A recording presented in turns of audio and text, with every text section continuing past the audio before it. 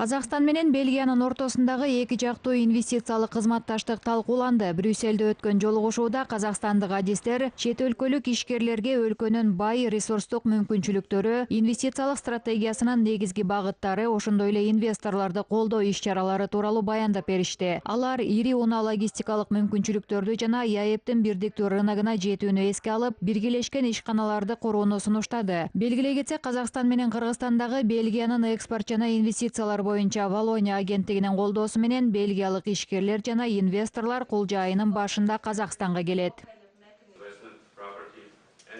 Сейчас мы стараемся распространять информацию максимально по инвестициям. Азыр биз бельгиялык компаниялардын кызыгуусун жаратуу үчүн Казакстандын инвестициялык кырдаалы жана инвестициялык мүмкүнчүлүктөрү тууралуу маалымат таратууга маани берип жатабыз. Алгач өлкөбүздүн мыйзамы, жеңилдиктер жана так долбоорлор тууралуу баяндайбыз. Ал эми өлкөбүздүн улуттук банкынын маалыматына таянсак, Казакстан менен Бельгиянын ортосундагы инвестициялар жана соода жүгүртүүсүнүн жыл сайынкы өсүшүн байкайбыз. Азыркы тапта бул көрсөткүчтүн жылдык өсүшү 20%-га тең болуп жатат. Это уже хороший показатель. Ежегодно, примерно 20% идет рост. Business development with Kazakhstan. Казакстан менен кызматташтык күчөп, бельгиялык компаниялардын өлкөңүздөргө болгон кызыгуусу өсүп жатат. Эки тарап ар түрдүү тармактарда тыгыз кызматташтык орното билди. Бир катар суроо талаптар жогору болгон компаниялар ноу-хаунун жаңы жагын калыптандырып, товарларды экспортко гана чыгарып койбостон, аны менен бирге кызматкерлерди окутуп, жаңы технологиялар менен бөлүшүп алат. ЯЭП рыногунун ачылышы Казакстанда эки себепке байланыштуу. Бельгия компанияларынын жумушун жеңилдетти. Биринчи себеп бирдиктүү өнүмдү сертификациялоо. Экинчи себеп Казакстан менен Орусиянын, ошондой эле башка да коңшу өлкөлөрдөгү Евразиялык рыноктун мүмкүнчүлүктөрүнүн жогору болушу. Эскерте кетсек, акыркы 10 жылда Бельгиянын Казакстанга инвестициясы 7 миллиард доллардан ашкан. Ал эми эки мамлекеттин ортосундагы товар жүгүртүү өткөн жыл менен салыштырганда 41%га өсүп, 374 миллион долларга жетти. Казакстандан экспорт 2 эсеге өскөн. Аны менен катар бүгүнкү күндө Казакстанда Бельгия капиталынын катышуусу менен ар түрдүү тармактарда 70тен ашуун ишкана иштеп жатат. Казакстандык окумуштуулар айыл чарба өсүмдүктөрүнүн жаңы сорттору менен гибридтерин чыгарып, тармактын өнүгүшүнө өз салымын кошуп жатышат. Казак жер иштетүү жана өсүмдүк чарбачылыгы илимий изилдөө институту 600гө жакын сорт менен гибрид чыгарган. Анын 150дөн ашууну өндүрүшкө жиберилди. Институт адистери бир нече жылдан бери кант кызылчасынын казакстандык жаңы сортторун чыгарууга көңүл бөлүп жатышат. Биздин максатыбыз бардык талааларга өзүбүздүн өндүрүштөрдү себүү. Биз тараптан кант кызылчасынын канттуу жана суукка туруктуу түрү алынды. Аталган сортто канттын үлүшү 21%дан 25%га чейин. Сахарасы өтө көтөрүлдү. Кант кызылчасынын казакстандык сортторун Жамбыл облусундагы Мерке жана Алматы облусундагы камкорлук чарбачылыктары себип жатышат. Суукка туруктуу, демек келечекте түндүк аймактарда да эгүүгө мүмкүнчүлүк бар дешет адистер. Все, что мы выделили, ушул жерде чыгарган сортторубуздун бардыгы биздин республикабыздын түндүк чыгыш бөлүгүндөгү Павлодар айыл чарба илимий изилдөө институтунда сыналат. Сотрудничаем. Институт менен тыгыз кызматташтыкта иш алып барган бул тажрыйба чарбачылыгынын 1700 гектар эгин талаасы бар. Ал жерде дандуу, майлуу жана техникалык өсүмдүктөрдүн бир нече түрү эгилип, сынактардан өткөрүлөт. Арпада жанагы 35 центнер. Бул жердин 1 гектарынан арпадан 35 центнер, буудайдан 50 центнер түшүм алынат. Ушул жылы сынак талаада жаңы технологияларды колдонуп жүгөрүнү өстүрдүк. Быйыл испытательный полялар өттү. Илимий изилдөө институтундагылар азыркыга чейин 150гө жакын автордук күбөлүк алган. Анын ичинде 110 патент бар. Эми кант кызылчасынын казакстандык сорттору эгилип, андан алына турган түшүмдүн мол болору далилденсе, жакынкы 5 жылда ага болгон суроо талап өсөт. Ал чет өлкөлүк уруктардан арзан жана канттуулугу жогору дешет окумуштуулар.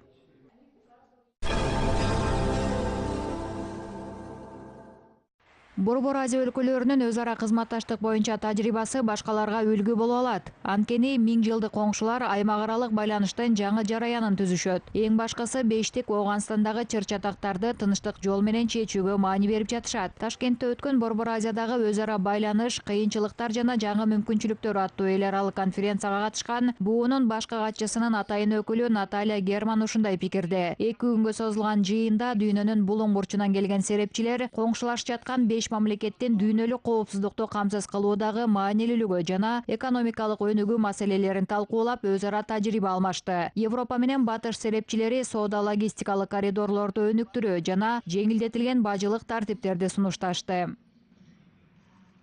Необходимо координировать. Биз алгач өзүбүздүн экономикалык мерчемдерибизди айкалыштырышыбыз керек. Мисалы, аймактардын инвестициялык климатынын айырмачылыгы бар. Кээ бир өлкөлөрдө алар дүйнөлүк инвестициялык чындыкка интеграцияланган. Башкаларында бул аз. Ошондуктан жумушту биргеликте координациялоо керек.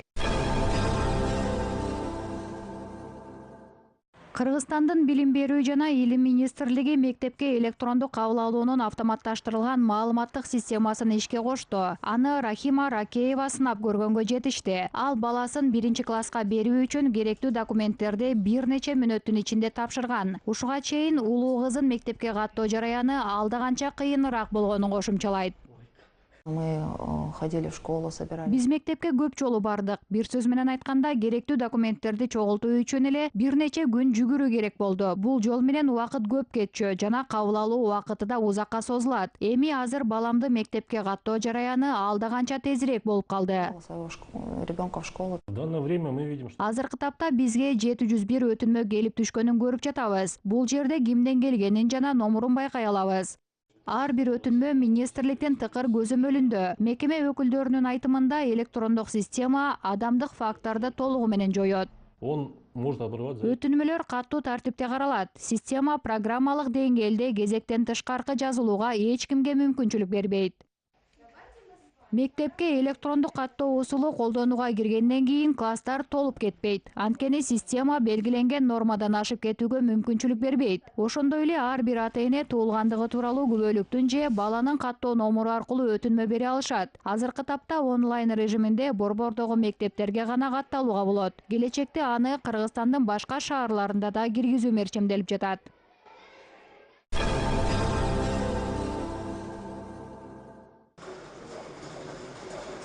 Казакстанга медициналык жардам алуу максатында чет өлкөлүктөр көп санда келет. Мисалы, медициналык туристтердин арасында кардио, нейрохирургия, репродуктология, стоматология жана ортопедиянын жардамына муктаждар кайрылышат. Ошондой эле орган мүчөлөрүн алмаштыруу кызматтарына жана дарылык процедураларга суроо талап жогору. Белгилей кетсек, жыл сайын өлкөгө дүйнөнүн 45 мамлекетинен бир нече жүздөгөн медициналык турист келет.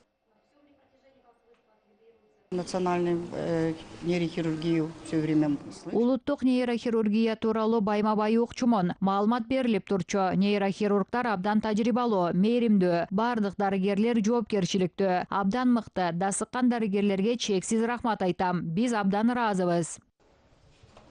Бүгүнкү күндө Казакстанда JCI эл аралык стандарты боюнча 7 клиника аккредитацияланган. Ооруканаларда аккредитациянын болуусу башка өлкөдө сапаты жогору медициналык кызматтарга таянган чет өлкөлүк туристтер үчүн ишенимдүү кепил катары саналат. Мысалы, оларды біз сұраймыз ғой, енді неге бізге келдіңіз десек, олар айтады бұрын біз басқа ел. Мисалы, биз чет өлкөлүк бейтаптардан эмне себептен биздин өлкөнү тандап алганын сурайбыз. Алар буга чейин Кытай, Түркия сыяктуу өлкөлөрдө дарыланышканын айтышат. Ошондой эле бейтаптар Казакстандагы медицина абдан жогорку деңгээлде экенин кошумчалашат. Биздин адистер Америка жана Европанын алдыңкы клиникаларында окуулардан өтүшкөн. Мындан сырткары, болашак программасынын жардамы менен атамекендик медицина өз ишин жогорку деңгээлде билген адистерге ээ болду. Оған біріншіден, екіншіден мына болашақ программасы бізге өте үлкен көмек беріп жатыр.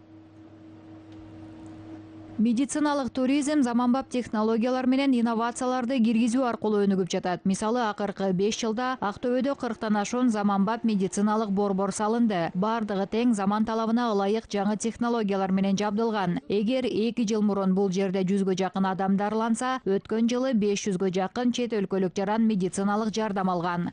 Аны менен бирге өлкөдө репродуктивдик технологияларды өнүктүрүүгө көп маани берилүүдө. Бүгүнкү күндө атамекендик клиникалар Европанын, АКШ менен Түштүк Чыгыш Азиянын алдыңкы катардагы борборлор менен теңдештирилет. Мындан сырткары акыркы 22 жылда Казакстанга тукумсуздукту дарылоо, репродуктивдик медицинага 51 өлкөдөн бейтап келген.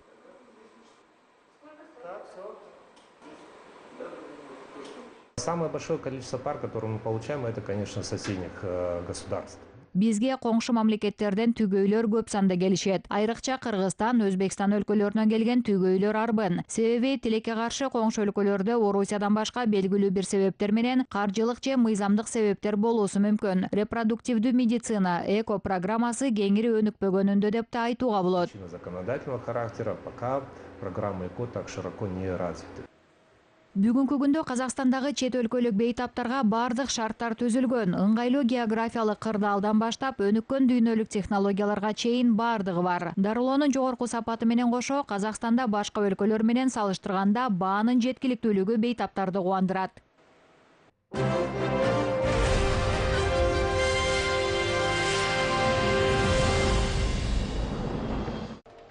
Серик Нуркенов Казакстандын 100 жаңы ысымы улуттук долбоорунун жеңүүчүлөрүнүн бири. Физик Казакстанда ядролук медицинанын жаңы багытын киргизди. Анын жардамы менен онкологияны, кардиологиялык жана неврологиялык ооруларды эрте аныктоого мүмкүнчүлүк түзүлөт. Здесь преимущество в том, что бул жерде радиоактивдик затты колдонуу артыкчылыгы бар. Ал организмге түшкөн кезде кан айланат жана бул рак жаратуучуларынын очогун табат. Башкача айтканда бүткүл денени сканерлөө толугу менен жүргүзүлөт. полностью всего тела. Бүгүнкү күндө өлкөдө заманбап технологиялардын жардамы менен 17 000ден ашуун казакстандыкка изилдөө жүргүзүлгөн. Серик Нуркенов өз билимин студенттер менен бөлүшүүдө. Ядролук медицинанын физикалык негиздери жана медицинада ядролук орнотмолорду колдонуу аттуу атайын 2 курс даярдады. Глава государства всегда отмечает о том, что университеты должны... Мамлекет башчысы жогорку окуу жайлары келечек адистерин даярдашы керек экенин ар дайым белгилеп келет. Бул багытта медициналык физика адистигинин орду бөлөк экенин белгилей кетүү маанилүү. Себеби бүгүнкү күндө онкологиялык ооруларга чалдыккан бейтаптардын саны жыл санап өсүп жатат. Азыркы тапта 15тен ашуун жаш муун биздин өлкөбүздүн ар түрдүү борборлорунда медициналык физикадан билим алууда. В центрах нашей страны. Серик Нуркеновго Казакстандын 100 жаңы ысымы долбооруна катышуу үчүн өлкөнүн 15 000ге жакын жашоочусу добуш берген. Окумуштуунун айтымында бул ага ишеним берип, жаңы ийгиликтерге жетелейт.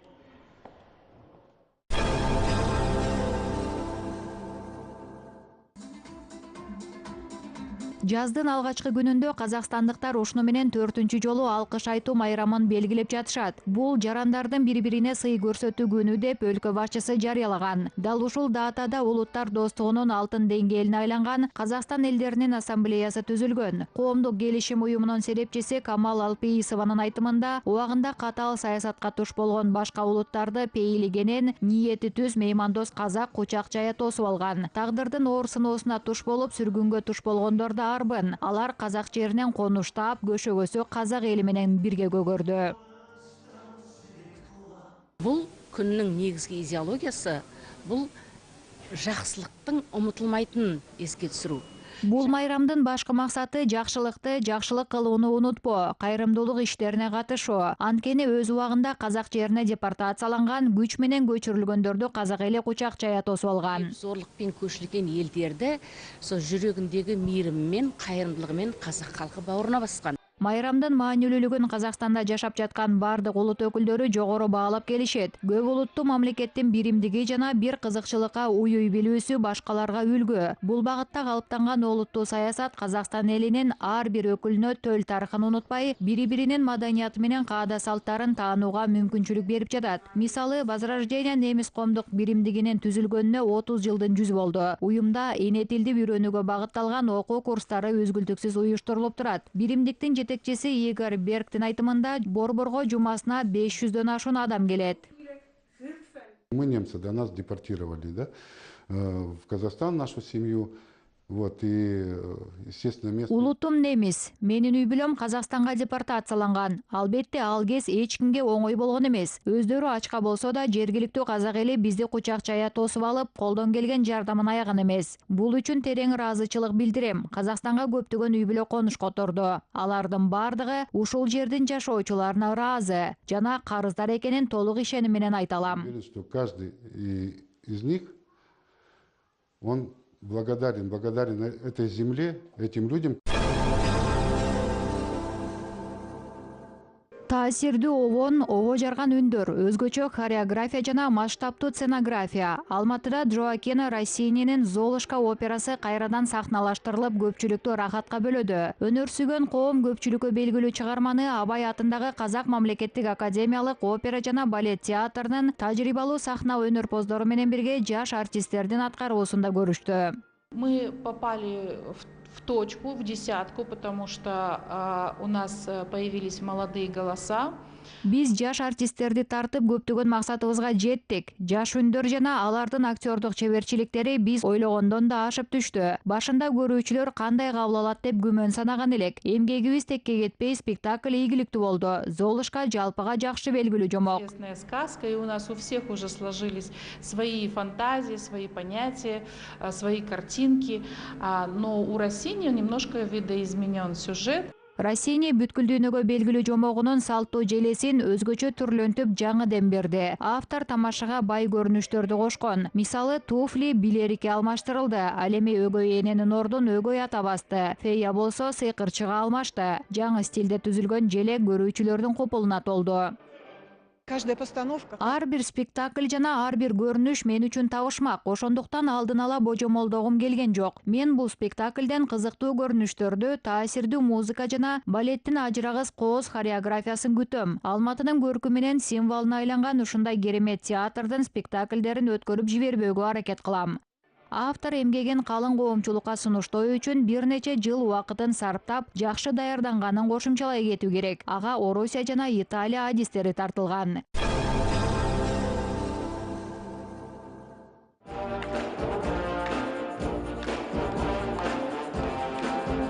Эмоциялык жарылуу, табышмактуу стилдеги жалындаган обон өнөрү. Казакстандын борборунда Астана шаары акимдигинин алдындагы мамлекеттик академиялык филармония оркестри дүйнөлүк рок музыканын алтын фондуна кирген чыгармаларды аткарды. Программага Queen, Led Zeppelin, Deep Purple, Metallica, Pink Floyd сыяктуу аты уламышка айланган рок топторунун чыгармалары кирген. Бул музыка миллиондогон адамдын сүйүктүү композициялары. Көпчүлүккө белгилүү обондор борбордук жамааттын аткаруусунда жаңыча жаңырды. Программа очень интересная. Программа, можно сказать, есть... Программа абдан кызыктуу түзүлдү. Биз бул музыкага жаңы дем берип, өз көз карашыбызды коштук. Рок музыкада колдонулган гитара, бас-гитара, ритм секция сыяктуу классикалык аспаптар менен бирге элдик аспаптарды коштук. Бул синтезде домбуранын үнү угулат. Ал Джон Майлстын мюзик композициясында гитара менен соло партиясында колдонулат. Скажем так, синтезе. Она сегодня будет отвечать за партию соло гитары. Белгилей кетсек, рок музыка хиттерин оркестр менен бирге Казакстандын эмгек сиңирген ишмери Талгат Бердигулов, Тилек Ергалиев менен республикалык жана эл аралык сынактардын лауреаттары Ботагөз Калиева, Гүлнур Адилбекова сыяктуу өнөрпоздор аткарышты.